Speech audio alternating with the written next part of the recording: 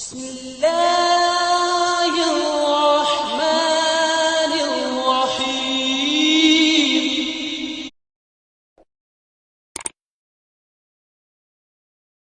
وہ تو تقریباً اس سے ملتا ہوا یہ میرا خیال ہے۔ لائف انشورنس میں وضاحت کر دوں اور آپ ٹھیک ہے نا، لائف انشورنس مثلا آپ نے کیا، آپ سے ہی پوچھتا ہوں کتنے لاکھ کا کیا؟ فرض کیجئے آپ نے کیا نہیں ہوگا، نہیں 20 لاکھ کا کیا، ڈاؤن پیمنٹ کیا کیا آپ نے؟ وہ دی ہے نا 6,000۔ ایک آدھ قسط آپ نے بھری، مہینے کی کتنی بھری؟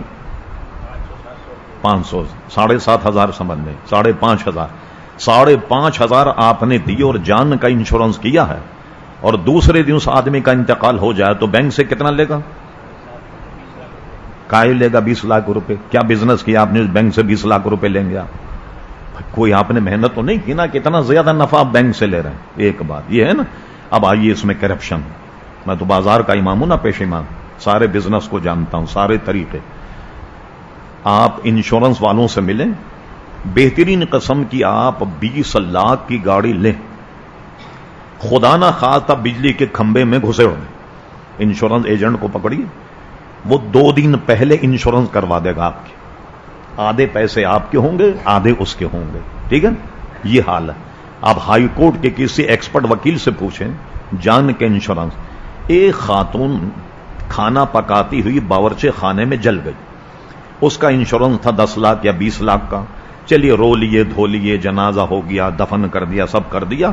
اب اس کے سالے اپنے بہن مقدمہ کرتے ہیں کہ ہمارے بہنوئی نے یہ انشورنس لینے کے لیے ہماری بہن کو جلا کر مارا ہے۔ کئی مقدمے ہائی کورٹ میں زیر بحث۔ تو اس لیے اس قسم کا انشورنس جائز ہے۔ یہ جو انشورنس کمپنی والے ہمیں دھوکہ دیتے ہیں، اعلی حضرت فاضل بریلوی اور اکابر علماء کے آج سے 100 سال یا 80 سال پہلے کے فتاوے لاتے ہیں کہ دیکھیے اعلی حضرت نے انشورنس کو جائز لکھا وغیرہ وغیرہ۔ یہ اس میں بہت زیادہ معلومات کی آدمی کو ضرورت ہے، علماء سے مشورہ کریں تب اس کے بعد یہ معاملہ جاری کریں۔ یہ انشورنس اس زمانے میں علماء نے جائز قرار دیا۔ ایک تو انگریزوں نے مسلمانوں پر مظالم کیے، سونے کی چڑیا تھی ہندوستان، سارا مال یہاں سے لے گئے، ہیرے جواہرات، ڈائمنڈ، بہادر شاہ ظفر زمانے کے بادشاہوں یہ سب لے کر کے چلے گئے اپنے یہاں۔ پورے انشورنس کمپنی کے مالک کافر ہوتے تھے، مرتد بے ایمان، یہودی، عیسائی۔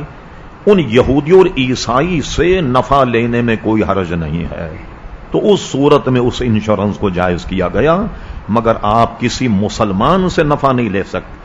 دونوں طرف مال معصوم ہو۔ مال معصوم کس کو کہتے ہیں؟ ہم بھی مسلمان تو ہمارا مال بھی معصوم ہے، کوئی لوٹے چھینے یہ حرام۔ دوسرے مسلمان کا مال بھی معصوم ہے، بغیر شرعی معاملے کے اس سے کسی طرح نفع لینا، اس کی مجبوری سے فائدہ اٹھانا یہ حرام۔ جب دونوں طرف مال معصوم ہو تو وہ معاملہ جو سود کا ہے وہ نہیں کر سکتے، اور ایک طرف مکمل کافر کا بینک ہے اور ایک طرف مسلمان ہے۔